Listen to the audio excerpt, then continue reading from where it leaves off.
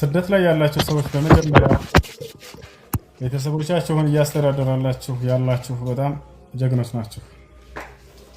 ማንኛው ለቤተሰቦቻችሁ የምታደርጉት ወጭ በጣም ትልቅ ምንዳ አለው።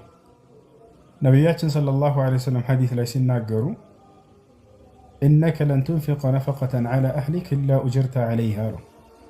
አንተ ለቤተሰቦችህ ምንም አይነትን ወጪ አታደርግም በዚያ ላይ የተመነዳህ ቢሆን እንጂ ብለው ተናገሩ። ለቤተሰቦቻችሁ የምታደርጉት እንትን ወጪ በጣም ትልቅ ምንዳ አለው።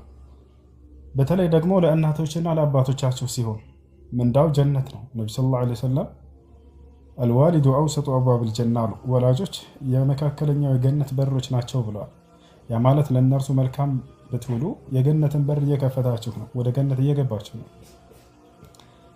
በሌላ ቦታ ላይ ነቢያችን ሰለላሁ ዐለይሂ ወሰለም የሆነ ወጣት ልጅ መጣና ጂሃድ እየመለመሉ እያለ ሰዎችን ያ ረሱለላህ ኢዘን ሊ አን ኡጃሂደ ፊ ሰቢሊላህ አላቸው። አንተ የአላህ መልክተኛ ሆይ በአላህ መንገድ ላይ ጂሃድ እንዳደርግ ይፍቀዱልኝ አላቸው።